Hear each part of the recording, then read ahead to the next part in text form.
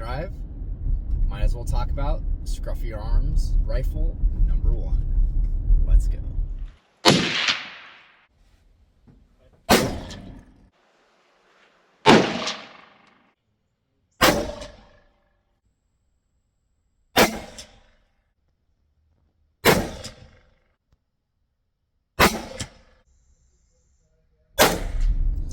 Hey everybody, how you doing? Joe here from Scruffy Arms. Hey, do me a favor, if you guys aren't already subscribed to the channel, go ahead, subscribe. Doesn't cost you anything, just helps out all of us gun tubers. Helps get us around the algorithm, and other people who are interested in the same types of things can see these videos. Hopefully they're engaging and informative and can help you too. So, I am actually off to teach a jiu-jitsu class today, but it's a little bit of a drive. So I thought that I would go through kind of the thought process and the build that I'm going to do for the first bolt-action rifle that I am going to produce. So, like most people, I am going to use a Remington 700 footprint. So I'm actually going to use a Remington 700 action.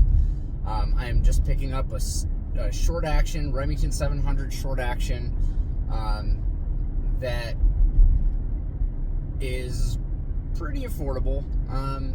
You can get just a barrel, or I'm sorry, you could just get an action if that's something you'd like to do, and that's what I like to do. So I'm gonna get a Remington 700 action. I've already got it set up and ready to order. We're also going to get a barrel from McGowan Precision Barrels. I really thought a lot about where I was gonna go through to get a barrel, but I had such great customer service with the 7PRC barrel that I ordered that I'm just gonna go through them to order the barrel for this build.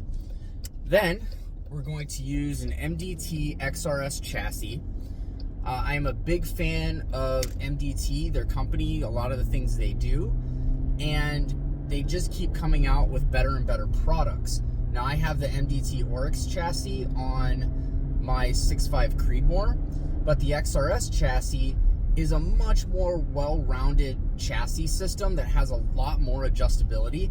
It's not the top of the line, but it's also not the bottom. It really fits that middle spot in between entry level and expert level, which I think is perfect for the build that I'm gonna do. And then because of that, it'll be AICS pattern magazines, so we'll just do AICS PMags in that. We're gonna do a Timney, no, I'm sorry, not Timney, sorry guys, we're doing a TriggerTech Diamond. Because it's the Remington 700 footprint, we can do the TriggerTech or Timney triggers. I decided on the TriggerTech Diamond because it is just such a great trigger for adjustability. Now you may be asking, okay, that's all well and good, but what chambering are we gonna do? So you already know that it's a short action, so that kind of limits the scope of what we're doing. And when I looked across all of the different options that I have to do a build for a rifle, there's a couple things that I really wanted to make sure of. One is that it will sell. I am not building this for me to keep. I am building this as a rifle for my company to produce and sell. So this is not staying with me. I will take it to the range. You guys will see that. I will test fire it, and we'll go from there. So, what is the chambering? We are going to do a 22 Creedmoor. The reason we're doing the 22 Creedmoor is because it just got SAAMI approval. Hornady is loading ammunition for it. You can get factory loaded ammo.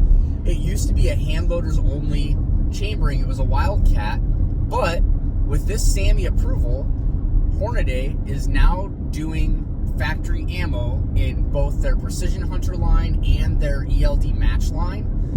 You can still hand load it if you would want.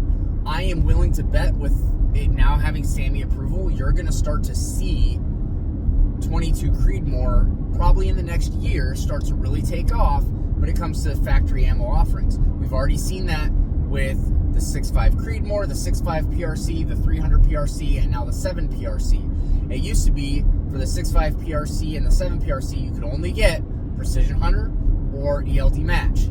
That is no longer the case. Several other companies are now loading for those PRCs.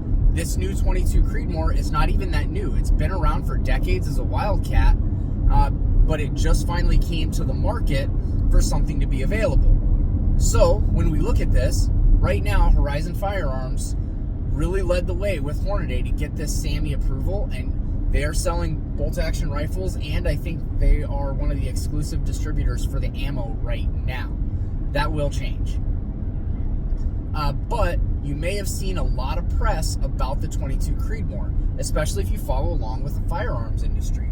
And one of the really cool things about this 22 Creedmoor is that it is extremely light in the recoil, but you're shooting heavy enough caliber grain weights to take down deer.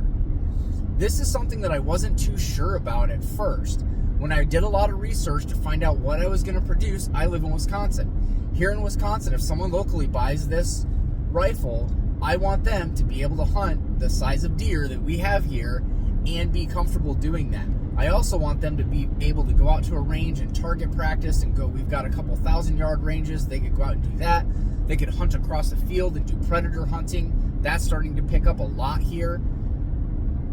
It would need to be something that could do all of those things. And you know what? The 22 Creedmoor really checked all those boxes. Right now, the loadings are 80 grain ELD, ELDX, and ELD Match bullets. 80 grain coming out of the velocity that they're coming out, I wasn't too sure at first. At first, I wasn't too sure. Then I started looking at some of the ballistics, and I started watching some of the other YouTubers that have been out there and listening to a lot of the podcasts and talking about it and seeing what's happening on game. Now, I have said before on this channel that when we look at what actually will kill a deer, it is shot placement, bullet construction, okay? Does caliber matter? To an extent, but inside 300 yards, most anything, say with a caveat, most in that 223 caliber and up are going to kill a deer. Now, when I saw that it was an 80 grain, I said, well, I had a 223 that I used the Federal Fusion that was 55 grain. Okay, 55 grain Federal Fusion out of a 223 that I killed the deer with at just about 70 yards. I did a good high shoulder shot, nervous system, boom, dropped it. Did not run, didn't have to track it, dropped it. So I know that you can do that. My concern with the 22 Creedmoor was appropriate ranges. And as I started to look more and more at it, well, you can actually reach out and poke something with this rifle. It has good velocity, good BC. I mean, just all the way around, this is a phenomenal offering for light recoiling, good deer down rifle. I am extremely impressed with this new offering. So much so that I have decided that Scruffy Arms 1 will be a 22 Creedmoor custom made. So, guys, not that long of a video, not a lot of stuff to share yet, except, you know, the build. When all of those parts come in, we'll get to building this rifle, we'll get it to the range, we'll get it test fired. All of those things are coming really soon, so the longest wait will be the barrel. We're about a 3 to 4 month wait on the barrels. That's just the way life is right now. But once it comes in, guys, we will get it going, get it out to the range. We'll provide the 0 on it. We'll show group testing, and that will be what goes with the customer, is that group testing to show how accurate this rifle will be. So until then, guys, we got a lot of other stuff coming up, a lot of really cool things happening on the channel, so stick with me. If you guys have any questions, please don't hesitate to ask. What do you think of the choice of the 22 Creedmoor? There's a couple things I was bouncing around with, but that 22 Creedmoor, I think, is just, it's too good to pass up right now. So Guys, I really hope you like what you're seeing. If you do, like, subscribe, share this video. Let's have a conversation down below. And as always, stay blessed.